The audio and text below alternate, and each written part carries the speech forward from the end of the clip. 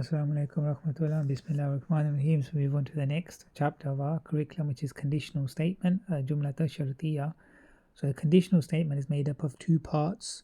The first is the condition, which is called the shart, and the response of the condition, which is jawabu shart. So meaning when somebody sets a condition, and then what do you get, or what happens if the condition is fulfilled, is called the response of the condition. So even the most conditional statements translate into the present future tense, irrespective of what tense is used within the conditional statement. But when the past tense is used, it usually indicates a single event, and it's still translated into the future. But when the present tense is used, it usually indicates a recurring event, and again it's still translated into the future. So an example would be, if you go to school, I will give you a present. So the condition is if you go to school, and the response of the condition, like what will you do or what will happen if the condition is met, is I will give you a present. So the tools of conditional statements, the tools that make both parts of the conditional statement in lightest form, is one type of tool. So a tool that makes both parts of the conditional statement in the lightest form when dealing with the present tense. That's one type of tool. So the lightest version, if you remember, if you've got ND combination, just take the noon off, and if it's just a normal without ND combination, and it's got the present tense as a dhamma at the end, just turn it into a sukoon. That's how you make it into the lightest form. But the other tool of conditional statements has no grammatical effect on other words. So not all tools which create a conditional statement will do so in every case. So as many of these tools are used in other grammatical ways. So context or the meaning and grammatical changes must be observed to determine whether a statement is conditional or not. So we first look at the tools that change the grammar of other words. So there's different tools with unique meanings, but same grammatical rules apply. So the tools make both the condition and the response of the condition in the lightest form when obviously the present tense is used. Because obviously if the past tense is formed, there is no such thing as lightest form for the past tense. It's only when the present tense. But again, whatever tense you use in conditional statements, whether it's present or past, is still translated into the future. And the second is, it's translated in the present even when the past tense is used, or present/future. And sometimes fa is added to the response of the condition, and this usually when the condition and the response of the condition are different, then the fa is added on the response of the condition. So for example, what we mean by the condition and the response of the condition are different, for example, one is in present tense. So let's say the condition is in present tense and the other is in past tense, such as the response of the condition, or one is a fi'l and the other is an ism. So when there's a difference between the condition and the response of the condition, then sometimes fa is added to the response of the condition. So one of the words that creates a conditional is in, which means if. And if you remember that in is one of the words that makes the present tense in the lightest form. So an example would be in uttum udna, that if you all return, we will return. So the condition is in uttum, meaning if you all return, and the response of the condition is udna, which means we will return. But both are past tense fi'l. So uttum is a past tense fi'l and udna is a past tense fi'l. So uttum is antum, all of you, and udna is nahnu, which means we, which is the independent pronoun, but they're both past tense, but it's translated in the present tense or / future tense. In tusibkum sayyi'atun yafrahu biha. So this means if evil strikes you all, they are happy with it. So the condition is in tusibkum sayyi'atun. It's a present tense in the lightest form. So if you look at tusibkum, the normal form would be tusibukum. That's the normal form. But the lightest form, you remember the sukoon on the dhamma on the ba takes a sukoon. But because there's two letters in a row with a sukoon, so the ya is a sukoon and the ba has a sukoon too, then the ya is dropped, so it becomes tusibkum, which is the lightest form. And the response of the condition is therefore the yafrahu biha. Again, the yafrahu, fariha yafrahu is present tense, and it's in the lightest form, because the normal version is yafrahuna, and because it's an ending combination wa and the noon, if you want to make it the lightest form, you get rid of the noon, so it becomes yafrahu. So in this case, the in made, because both the condition had a present tense and the response of the condition had a present tense, both of them were turned into the lightest form. So here, in takfaru fa inna allaha ganiyun ankum. This means if you all disbelieve, then Allah is free from need of you all. So the condition is in takfaru, and takfaru, kafara, yakfaru. So takfaru is actually the present tense. The normal version of takfaru is takfaruna, which means all of you. So it's the antum version. But because it has a wa and a noon ending combination, to turn it into the lightest, we get rid of the noon, so it becomes takfaru. So in takfaru is the present tense in the lightest form.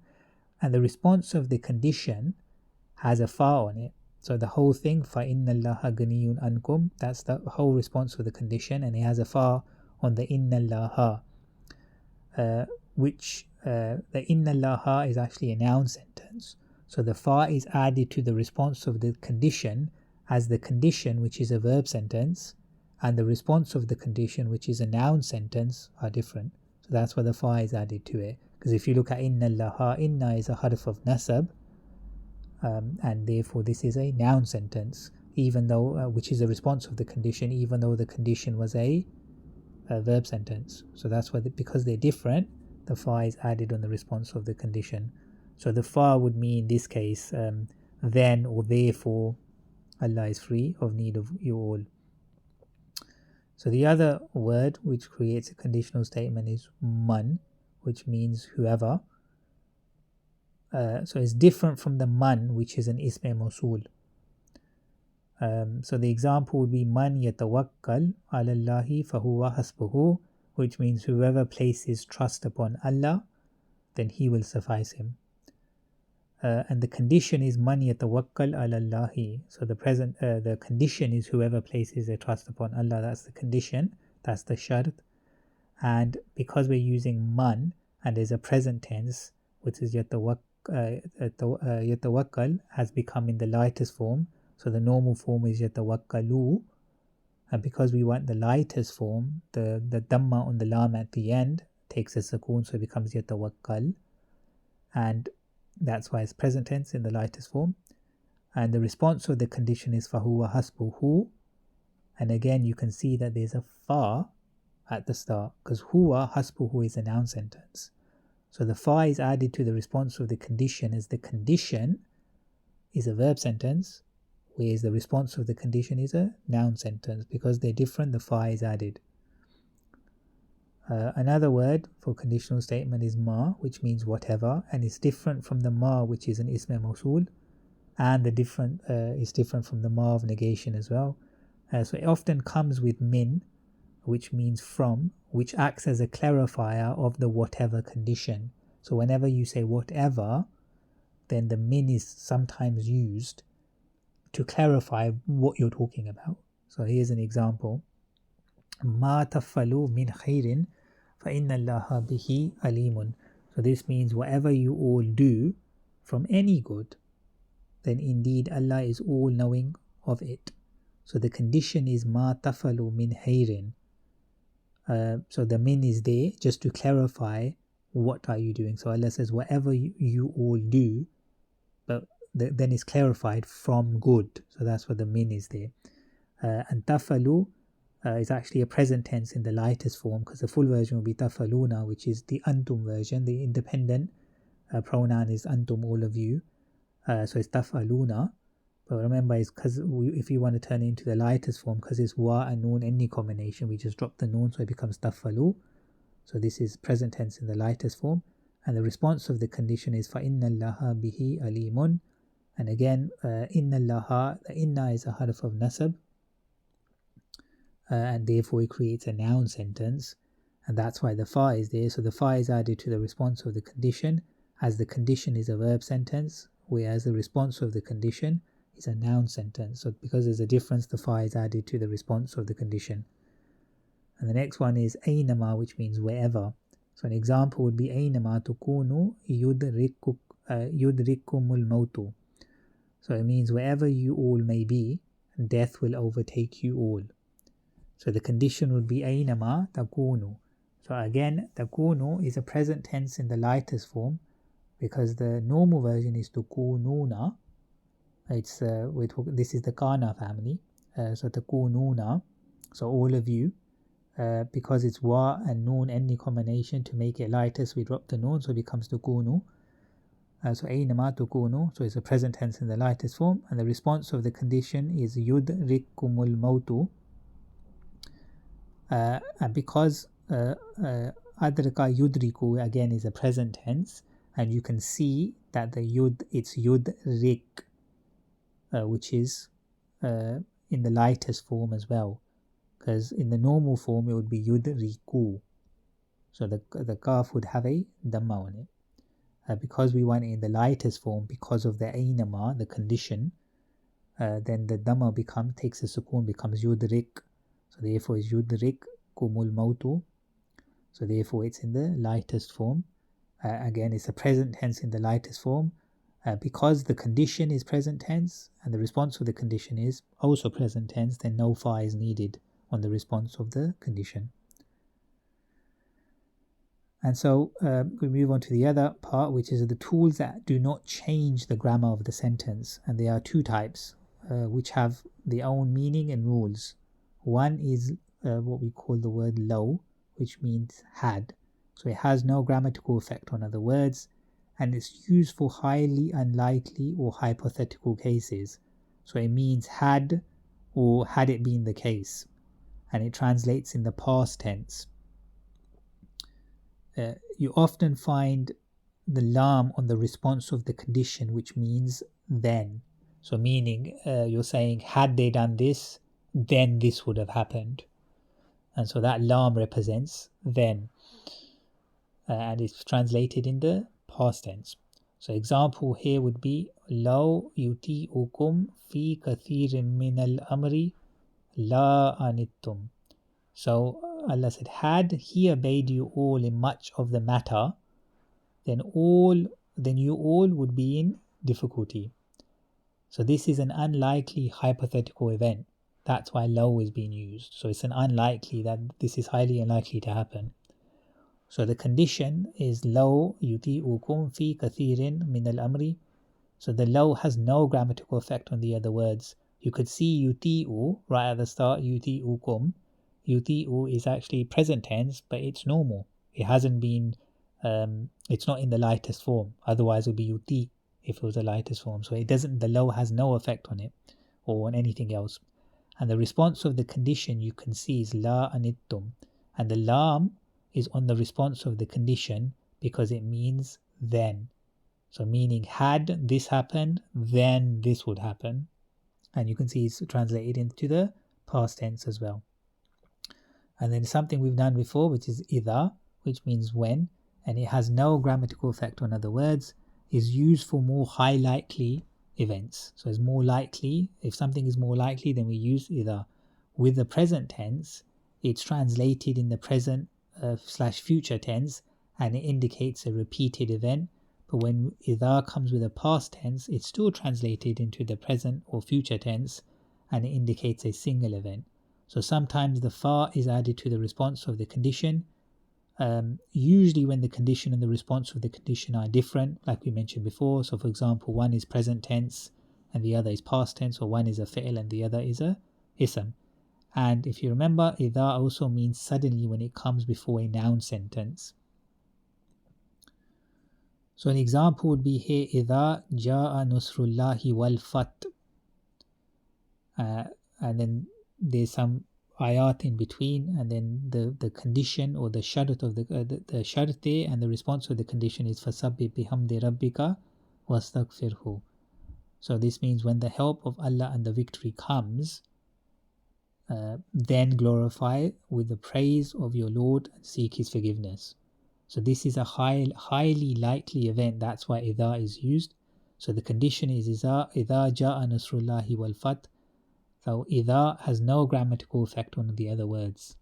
And the response of the condition is fasabbih bihamdi rabbika wastaghfirhu. And you notice the fa is added to the response of the condition, as the condition is a verb sentence, because it starts with idha ja'a. Ja'a is a verb, and the response of the condition is a verb sentence, but it's a commanding form, which is sabbih.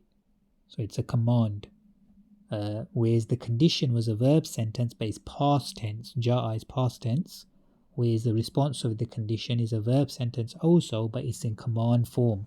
So meaning it's a command. Sabbih is a command. Therefore they are different. That's why the fa is there on the response of the condition. And it's translated in the present/future tense, even though the condition is in the past tense. So even though the condition is past tense, it's still translated into the present/future tense. So we have command and the response of command. So al-amru wa jawabul amri. So it's translated in the present or future tense, and it's made up of two parts. The first is the command, which is the fi'il command form, which we reviewed and learned in earlier chapters. And the second part is the response of the command, and it explains what will happen when the command is fulfilled. So not all commands have a response of the command. So that's something to note. So for example, if we say work, and that's a command like you work, and the response to the command is you will earn money. So if you do the command, then you'll gain something from it. You will earn money. So the command is work, and the response to the command is you will earn money. And the rules, the command is a normal fi'il command form structure, and the response to the command is always in the lightest form. So example here would be ittabi'uni a'dikum, which means you all follow me, then I will guide you all. So the command is ittabi'uni. So ittabi'u is the command which is for antum, which means all of you. So ittabi would be for single masculine you, and ittaba'a would be dual, and ittabi'u would be all of you follow. And ittabu'u, ni, the attached pronoun ni represents ana, which means me. So follow me. All of you follow me, and that's the command, and the response of the command is a'dikum. It's a present tense in the lightest form. The a'di, the normal form, would actually have a ya and a sukoon after the dal. So it'd actually be a'di. So it'd be a ya and a sukoon after the dal. And because it's in the lightest form, the ya has been dropped. The ya with the sukoon has been dropped. So it's a'dikum, that is the lightest form. And this is something that when we talk about fi'ils, present tense fi'ils that have the last letter has a sukoon on it, how to make it light and lighter. This is something we'll discuss inshallah after. And then the next is what we call the fa sababiyya. So it's similar to command and a response of command, but it's used for forbidding instead of commanding. So it translates as don't do XYZ, otherwise XYZ will happen. So it's made up of three parts. So the first is a forbidding statement. The second is the fa sababiyya, and then the third is a fi'il after the fa sababiyya, which is in light version. So not lightest, but light. So an example here would be wala tardaddu ala atbarihim fatanqalibu khasirina. So it says you all do not turn back, so that's the command, upon your heels, otherwise you will turn back as losers. So the forbidding statement is la tardaddu, so all of you don't turn back, so that's the forbidding statement. And then fatanqalibu, the fa you can see is the fa sababiyya, and it's attached to the fi'il which is in light version. So tanqalibu, the full version, normal version will be tanqalibuna, and because it's an ending combination wa and noon, to make it light we just drop the noon, so it becomes tanqalibu. And so you can see the fa sababiyya is attached to the fi'l, which is in the light version. And fa sababiyya is can also be used in a statement which mentions a wish or a desire. So again, the fa sababiyya will attach to the fi'l after the wish and desire is mentioned, and it makes the fi'l into the light version, and it can translate to mean as a result. So an example would be لَعَلِّي أَبْلَغُ الْأَسْبَابَ أَسْبَابَ السَّمَوَاتِ وَأَطَّلِعَ إِلَى إِلَهِ مُوسَى. So perhaps the meaning is, perhaps I will reach the means to the skies, then or therefore, in brackets, as a result, I will look at the God of Musa. And so لَعَلِّي أَبْلَغُ الْأَسْبَابَ أَسْبَابَ السَّمَوَاتِ, the statement, this statement showing a desire or wish, because he's saying perhaps I will do this or I will do that. So it's a wish or a desire. And then فَأَطَّلِعَ, then you can see the fa, which is the fa sababiyya, and it's attached to the fi'l, which is in the light version, because it should be attali'u is the normal version, and because the last letter has a dhamma, then to make it light we just change the dhamma into a fatha, becomes attali'a. So there's some words which are used to express a desire or a wish in this table. So for example, laita, which means if only, and if you remember, it's harf of nasab, so it makes an ism into the nasab status. La'alla, which means perhaps, again it's a harf of nasab. And asa, which means hopefully or perhaps. And then law or lawla, which means if or had.